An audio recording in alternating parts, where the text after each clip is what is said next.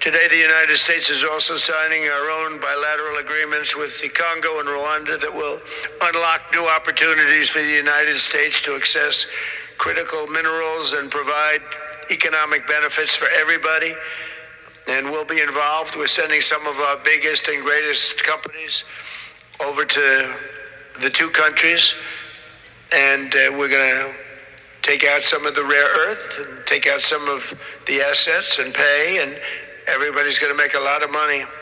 At the risk of absorbing colonial and imperial powers who will loot no matter what, I want to try to have a conversation with y'all about, I guess the best word here is Pan-Africanism, unity between African countries, and also these colonial and imperial powers and how they tend to strike, right? One of the smartest people I've ever talked to always told me to remember that, right? When I see a video like Trump right there, where he's talking about the Rwanda and Congo peace deal, right? And basically, I think this is what some people who don't like him actually do love about him is he'll say some shit candidly for you. Hey, say, hey, we negotiated this peace deal between these two countries, and we're finna go take their resources, just in plain English. We won't even try to dress it up a little bit, right? Rare earth metals. We're gonna make a lot of money. But one of the smartest people I've ever, talked to always told me, like, hey, you don't want to absorb imperial and colonial powers when it's time to talk about the responsibility of Africans as a people, right? In terms of what's going on with us and just diaspora as a whole, how we got where we got to. And we also don't want to ignore the fact that a lot of other parts of the world has had the same problem in terms of division. Okay, so I want you to keep that in mind while I get to what I want to get to. One of the things I said, I think about 6 months ago, I was like, hey, if you look through almost any conflict, but particularly in the continent of Africa, right, you will find, okay, there's division between tribes, and you will find the influence of some foreign powers either backing a certain side and or inciting that division, because they stand to reap the benefits of that division. They tend to reap they're basically able to gain more when there's chaos around. It's easier to loot your shit. And knowing that, right, now remember, I'm not going to absorb imperial and colonial powers because they're going to try to figure out how to do it anyway, whether it's the CIA in there doing what they got to do to force the division to happen, or they'll just straight up make up whatever reason, try to go to war with you. They have less of a leverage when there's less division, right? When the international community can say, hey, you're going to do what, right? They have more of a leverage to be able to say, oh, in Nigeria, Christians are getting persecuted. Boom, right? So when you have the Nigerian government not taking security, not making security a priority for all Nigerians, guess what? The United States has leverage to say, we're going to come in, right?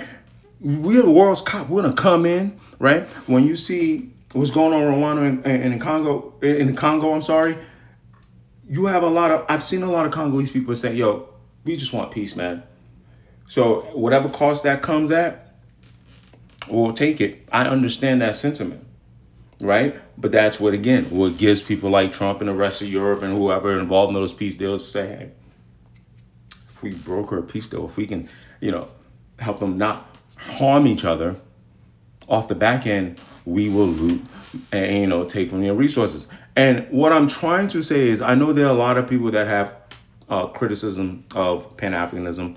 They look at it as something that's more for the elites of Africa. They rightfully point out that the way non-Africans see Africans is that, oh, y'all all the same. The way non-Africans see black people, period, y'all all the same, right? But the way we see each other, I've noticed, even how we deal with each other, is that what the world doesn't see is we're all so different, right? If you break it up by region, even within West Africa, the West Africans are different. Even within South Africa, the South Africa, even East Africa, North Africa, right?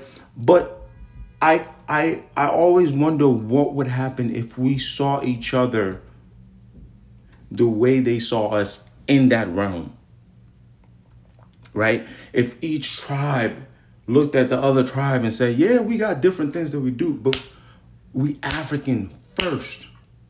We're going to have differences. Let's talk about those differences. Let's sort those differences out based on the fact that we African first. And if you look at if you go from, you can go earlier, but if you go from the 1600s, I specifically picked that time till now, other than the influence, other than than the meddling by these foreign powers.